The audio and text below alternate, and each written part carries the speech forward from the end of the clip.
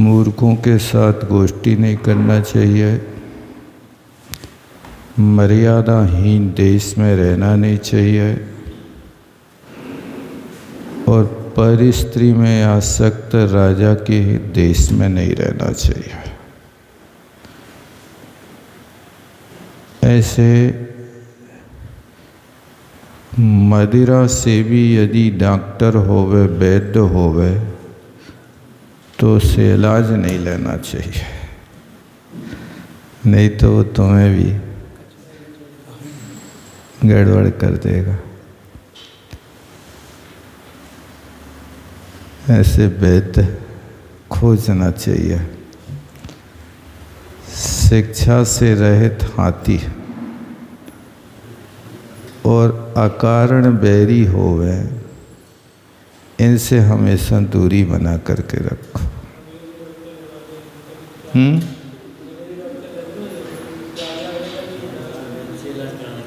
क्या? हाँ, अब भी तो इसलिए तो बच्चों को द्राक्षास वगैरह देते हैं ना, वो मदकारक वस्तु है और वो सेवन करते हैं तो आगे चल कर के वो प्रकृति में आ जाता है। तथा अब ये सब विचार कर रहे थे, इतने में इनके बाजे बजने लगे, रात खत्म हो गई, दिन निकल आया। तथा संध्या प्रकाशेन, इसके बाद क्या घटना घटी? संध्या प्रकाशेन कौशिकी आदिगाव्रता। कौशिकी जो होता है पूर्व दिशा का नाम है, तो वो कौशिकी माने पूर्व दिग आवृता, पूर्व दिशा को घेरे हुए संध्या के प्रकाश से ऐसा लग रहा था कि अब पवनंजय रागीण निर्मुक्ता। पवनंजय ने स्त्री को राग त्याग दिया, इसलिए पवनंजय ने राग त्यागा तो वो पूरा का पूरा राग पूर्व दिशा में फैल गया और वो राग फैला तो सब जगह लाल लाल दिख रहा है और अंधेरी समाप्त हो गई है। ये राग के त्याग की बात कह रहे हैं कि इस तरह वो दिशा नहीं लाल भई थी। वो लाल क्यों? वो तो वैसे था कि पवनंजय ने स्त्री को राग त्याग किया, सो वो राग का कलर लाल होता है, इसलिए वो सब दिशाएं लाल लाल दिखाई देने लगी। अरे कवि की कल्पना है, कवि तुम्हें क्या बताना चाहता। यश का वर्णन होता है तो सफ़ेद होता है, अपयश का होता है तो काला होता, और राग का होता तो लाल होता है। तो पवन ने अभी तक तो राग किया था, अब राग छोड़ दिया तो वो राग अपने शरीर से त्यागा, सो ये सूर्य का राग ने समझ गयो। ये पवनंजय ने स्त्री का राग छोड़ा, इससे पूर्व दिशा लाल लाल हो गई। ये कहना चाह रहे, कवि की कल्पना है।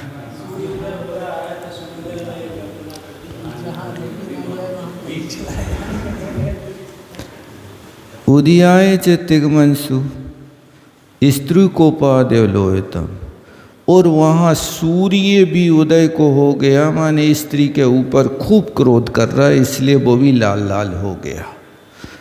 सो दधानस्तरलम बिंबम जगत चेष्टित कारणम, ऐसे वो सूर्य भी लाल लाल तरलता की किरणों को धारण करता हुआ इस जगत में चेष्टा का कारण बन रहा है।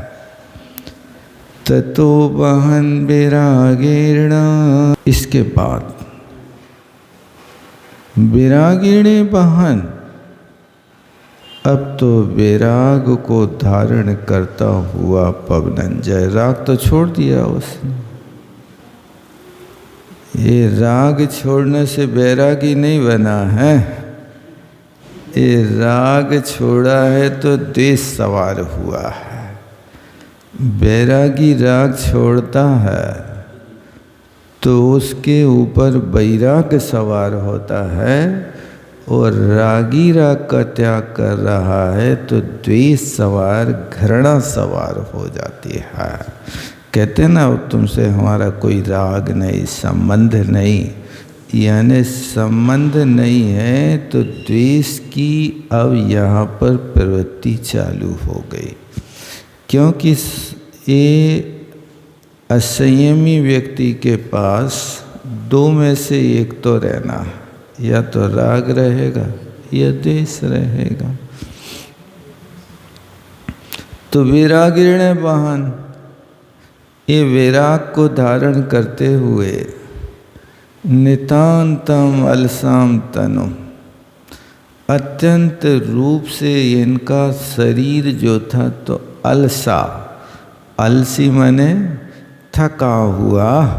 भले ही कोई व्यक्ति परिश्रम ना करे, लेकिन अपमान हो जाए तो दिन भर के परिश्रम से भी ज़्यादा शरीर आलसी होता है। उठने को मन नहीं करता, खाने को मन नहीं करता, जाने को मन नहीं करता, हर तरीके से हाथ पैर ठंडे पड़ जाते हैं। ये अपमान का इतना बड़ा धक्का लगता है लोगों को।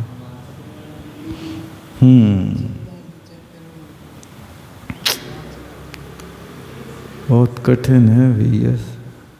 सम्मान तो सब पचा लेते बड़े बड़े, अपमान हो जाए तो वे कोर्ट में केस कर देते, मान हानि का। अब मान हानि का केस कर दिया तो कहते उनमें भी लाखों करोड़ों मिल जाते कि तुम इतने पैसा दो। हाँ, अच्छा, और उतना पैसा मिलेगा। गजब कर दिया। पहले के लोग तो बस चरण स्पर्श करके अपना दंड माफ करा लेता था। नहीं?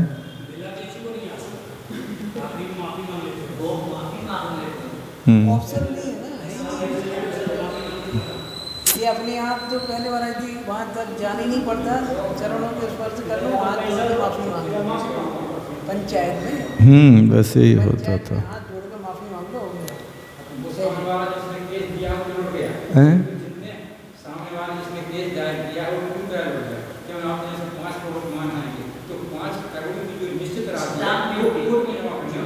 अच्छा अच्छा,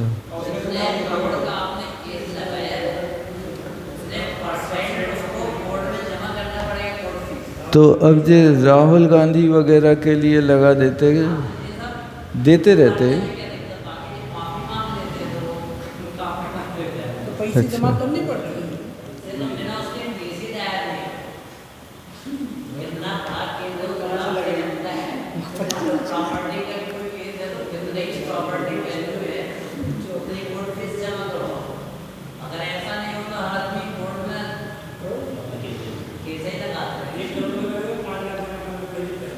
अच्छा, तो पैसे बाद में नहीं मिलते।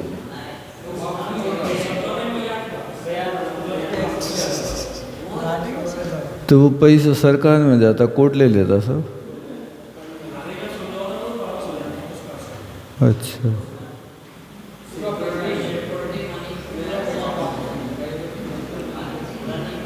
ऐसे ही पड़े पड़े आलसी, जाया विमुखा, पत्नी से बैरागी। अब पत्नी तो नहीं है, अंजना है, अभी तो विवाह हुआ नहीं, लेकिन उन्हें जाया का प्रयोग किया। जाया माने स्त्री होता है। उससे विमुख पवनंजय प्रहस्तमूचे, प्रहस्त से बोले, मित्र से बोले, सखे अत्र समीपे अवस्थितिर्मम युज्यते ना। भैया मित्र, अब तो इसकी समीपता भी मुझे अच्छी नहीं लग रही है। अत्र समीपे, इसके समीप में भी मम अवस्थिति, मेरा ठहरना युक्त नहीं लगता है। तत सक्त पवना संगो। अब देखो कह रहे हैं कि सुनो, तत् माने उस अंजना से छूकर आने वाला पवन, यानी हवा भी अम्मा संगोभूत मुझे छू ना लेवे, इसलिए अब तुम चलो, जल्दी चलो यहाँ से, यहाँ ठहरना ठीक नहीं है। देखो, जिसकी एक झलक के लिए तरस रहा था, अब ऐसी स्थिति बन गई कि वहाँ की बात तो छोड़ो, हवा नहीं आ जाए अपने पास, ऐसी स्थिति हो गई। अब जल्दी से कहता, उत्तिष्ठ स्वपरम यामो, स्वपरम यामो, अपन अपने गांव चले, अपने नगर की ओर चले। अविलंबनम युक्तम ना, अब यहाँ देर करना ठीक नहीं है। 3 दिन भारी पड़ रहे थे, कब आएंगे? अब एक दिन भी रुकना मुश्किल हो गया। सेना प्रयाण संख्येने कार्याताम अवबोधने। मित्र, अब सेना प्रयाण करे, ऐसे शंख के कार्य को तुम सूचित करो, यानी शंख बजाओ कि सेना तैयार हो जाए और अब यहाँ से प्रयाण करे। कार्यताम अवबोधनी, कार्य हो गया, चलो अब यहाँ से, ऐसी तुम शंख से धुनी बजाओ, सेना प्रयाण, जिससे सारी सेना यहाँ से प्रयाण करे। तथा इति कारते, और जब उसने कहा तो पवनंजय ने वैसे ही किया। कैसा किया? दनादन जाकर के गया और शंख फूंक दिया। जैसे ही शंख फूंका, तेन क्षुब्ध सागर शन्नभा, सा चमू, उस सारी की सारी चमू माने सेना, क्षिप्रम तत्काल कृत्यानुचित क्रिया, जिस सेना के व्यक्ति का जो यान था, वाहन था, वो उचित उचित वाहन पर बैठ करके चचाल चल दिए। उस समय ऐसा लग रहा था जैसे क्षुब्ध सागर, सागर में कोई बहुत विशाल दावानल उठ गया हो और वो सागर क्षुब्ध हो गया हो, ऐसा क्षुब्ध सागर सन्नभा। ये सब सेना चली तो ऐसा लग रहा था कि ये बिल्कुल समुद्र लहरा रहा है और कह रहा तुम भागो यहाँ से जल्दी, नहीं तो तुम्हें भी चपेट में ले लेंगे। सो वह सब सेना चल पड़ी। हा हा हा, अब क्या होगा देखो। ततो रथाश्वमातंग, इसके बाद रथा अश्व मातंग पादात प्रभवो महान शब्द हो। अब भी भयंकर शब्द होने लगा। जो रथ वाले थे वे रथ पे सवार, जो अश्व वाले थे वे रथ पे सवार जो गजारोही थे, मातंग हाथी पर सवार और पादात पैदल चलने वालों से उत्पन्न हुआ, प्रभव माने उत्पन्न हुआ महान शब्द, और भेरी आदि से उत्पन्न होने वाले शब्द कन्या या श्रवणी अविसर, उस कन्या माने अंजना के कानों में ये शब्द घुस गए। कौन से? चलो चलो, यहाँ से चलो। और ये सब भेरी बजा रहे, रथ पे सवार रथ वाले रथ पे, घोड़ा वाले घोड़ा पे, हाथी वाले हाथी पे, कसो सब चलो। ये शब्द जैसे कन्या के श्रवणे माने कान में अविशत, विस्प्रवेश धातु का है, लंग लकार का रूप, प्रवेश करते हैं। तो प्रयाण सूचना तेने, अरे ये तो गमन की सूचना है। प्रयाण सूचना तेन, उस सूचना ने नितांतम दुखिता भवत, भयंकर दुख उत्पन्न हो गया। और अंजना को तो ऐसा लगा जैसे मुदगर आघात बेगता संकुना ये सा विषता, उसके हृदय में ऐसा लगा जैसे कोई मुदगर की मार से कोई की छाती में खीला ठोक रहा हो, ऐसा अंजना को लग रहा था। वो करते ना बड़ी बड़ी मोटी लकड़ी काटने वाले, उसमें घन पटकने के पहले अच्छे मोटे कीला ठोक देते हैं तो लकड़ी दो टुकड़े होने लगते हैं, चीर जाती, छेनी है या जो भी हो। देखो क्या कह रहा है, मुद्गराघात, मुद्गराणाम आघाता इति मुद्गराघाता। और कैसे मुद्गर के घात? बेगता, एक एक नहीं, जैसे वे लोहर गड़िया गरम लोहे पे घन पटकत ना, तना तन बिना रुके बिना श्वास लिए, और ऐसे हाथ उनके चलते हैं कि मशीन फेल हो जाए। ऐसे मुद्गर के आघात के बेग से वो शंकु उसकी छाती में घुस गई।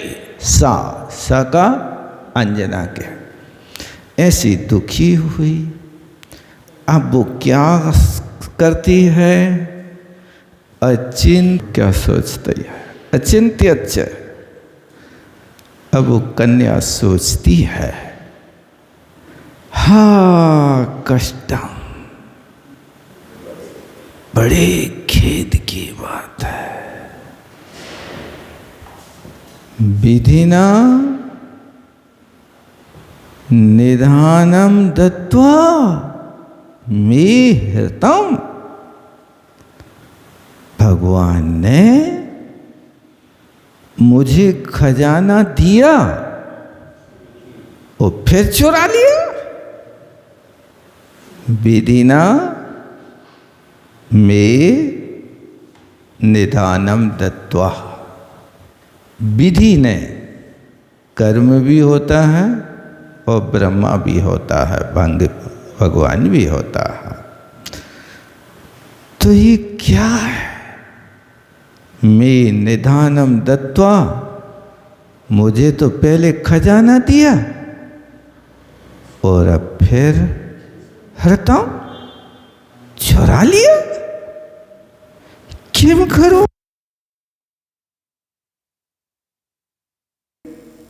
मेरा खजाना चला गया। कथम एतद् भविष्यति, ये कैसे हो सकता? नहीं हो सकता है, मैं स्वप्न तो नहीं देख रही हूं, ऐसा लगता है। और महिलाओं के सामने कोई यदि घटना घट जाए तो वे ज़्यादा घबरा जाते हैं।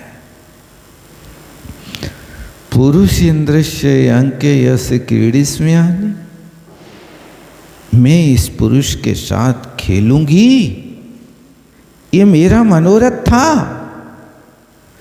सो मंदाया में मनोरथा, मुझ मंद माने भाग्यहीन अभागन का मनोरथ अन्यथा यो विपरीत हो गया। बराबरता, ये पासा कैसे पलट गया, क्या हो गया? ऐसा वो अंजना मन में विचार कर रहे हैं। कहाँ अभी मनोरथ बनाए जा रहे थे, कहाँ अभी सौभाग्य आ रहा था, अब वो दुर्भाग्य में कैसे पलट गया, निधि दिखा करके कैसे लोप हो गया, ये वो अंजना सोच रही है। अब इसके अंदर क्या विकल्प आता है? क्रियमाण में मम ज्ञात्वा कथंचित निंदम ईत्या क्रियमाणम एवं ज्ञात्वा, मुझे लगता है जो मेरी बैरी सखी इसने निंदा की थी पवनंजय की, तो लगता है इमं क्रियमाणम ज्ञात्वा, इस निंदा को शायद पवन ने जान लिया। कहां से जान लिया, किसने बता दिया? ये बैरिणी भूतिया सख्या, ये मेरी बैरन सखी मई द्वेषमागता, इस दुष्टा ने निंदा करके मेरे ऊपर ये द्वेष उत्पन्न कर दिया है। ऐसा अपनी सखी को भी अब बैरी कहने लगे। देखो, विवेक रहिताम एताम धिक पापाम क्रूर भाषणे, क्रूर भाषणी, कठोर बोलने वाली, विवेक रहिताम, विवेकहीना, एताम, एताम कहताम मिस्र के सी दास्याम, वो मिस्र के सी दासी, धिक पापाम, धिक पापाम, अरे पापनी, धिक्कार है, धिक्कार है। यथा में दयिता, तूने मेरे प्यारे पति को ईदृशी अवस्था ईश लंबिता, ऐसी अवस्था को प्राप्त करा दिया। ऐसा अंजना सोच रही है। दयिता प्रीता, दयित माने प्यारा होता है, स्त्रीलिंग हो जाए तो प्यारी स्त्री होता है, पुल्लिंग हो जाए तो प्यारा पुरुष होता है। ये दयित शब्द दोनों के लिए प्रयोग किया जाता है। मेरा प्यारा ऐसी अवस्था को प्राप्त कराया गया है। क्षण भर में कब मित्र बैरी बन जाए, कहा नहीं जा सकता। कुरियान मह्यम हितम तात, तो ताता किसे कहते हैं? पिताश्री को कहते हैं। पिताश्री मह्यम हितम कुरियान, मेरा हित करो। जीव तेसम निर्वर्तित, हमारे प्राणों के स्वामी को लौटा दो। यदि नाम भवेद अस्य, यदि पिताजी लोटा भी लेवें तो अस्य पवनंजयस्य बुद्धिर व्यावर्तनम प्रति, इसकी बुद्धि लौटेगी कि नहीं लौटेगी हमारे प्रति, ये भी विचार चल रहा है। देखो, जीवितेषां